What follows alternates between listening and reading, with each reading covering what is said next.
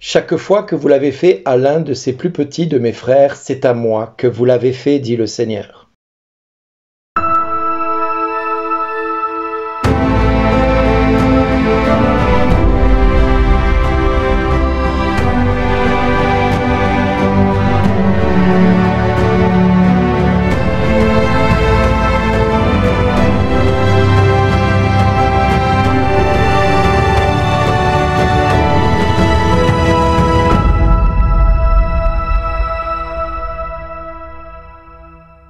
Aujourd'hui, le message vous est adressé par Bernard Dill. Bonjour mon ami. L'évangile de ce jour nous donne une checklist de choses à faire pour hériter du royaume et pour être considérés comme étant fils et filles de Dieu par notre Père.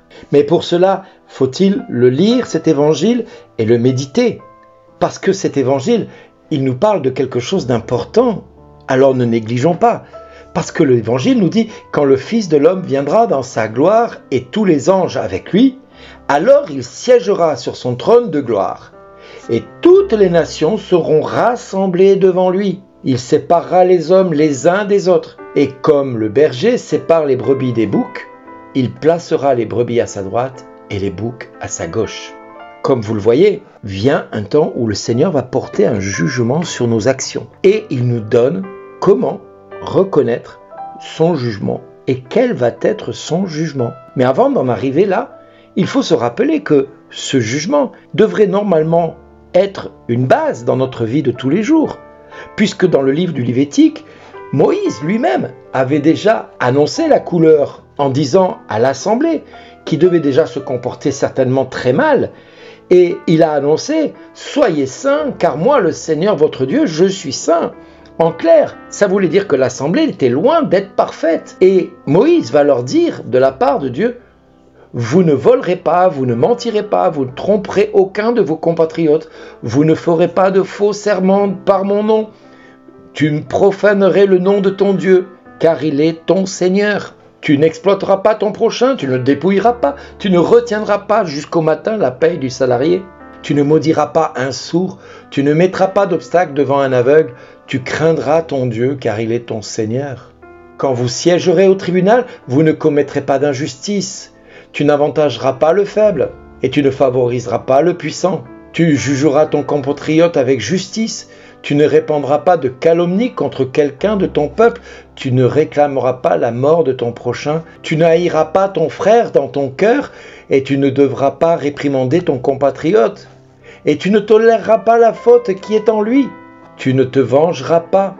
Tu ne garderas aucune rancune contre les fils de ton peuple. Et tu aimeras ton prochain comme toi-même, car il est ton Seigneur. Alors oui, les paroles du Seigneur sont esprit et elles sont vie pour qui les écoute. La loi du Seigneur, elle est parfaite, elle redonne vie à chacun de nous. Le problème, c'est que des fois, la loi du Seigneur, on la voit balader et on ne la regarde pas.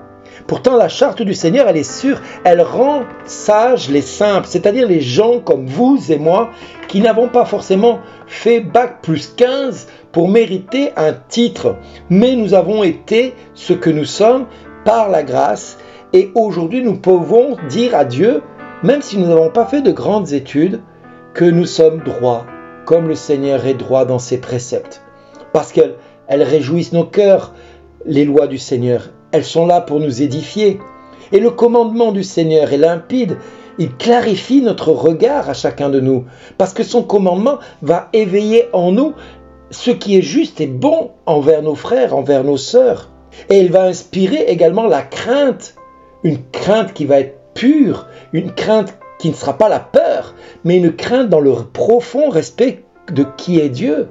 Cette crainte, elle est là pour toujours afin que tout ce que Dieu va décider demeure juste et équitable envers chacun de nous, parce qu'il est important de voir ces décisions comme des décisions justes. Alors, celui qui accueille les paroles de la bouche du Seigneur, le murmure de son cœur, qu'ils parviennent devant lui, qu'ils arrivent devant lui, parce que le Seigneur sera leur rocher, leur défenseur.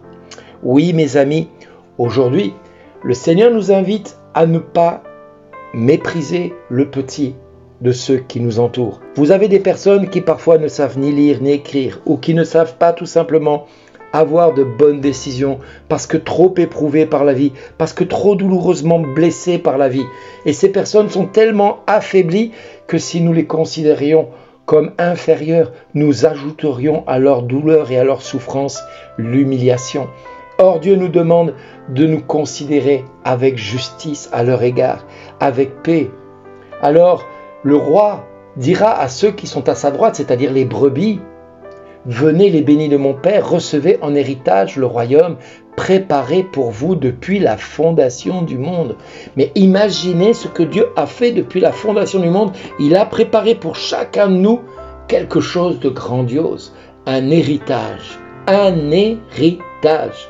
Et cet héritage, il est basé sur des principes humains, des principes que nous devrions tous appliquer dans notre quotidien. Parce que le Seigneur va dire, « Car j'avais faim et vous m'avez donné à manger.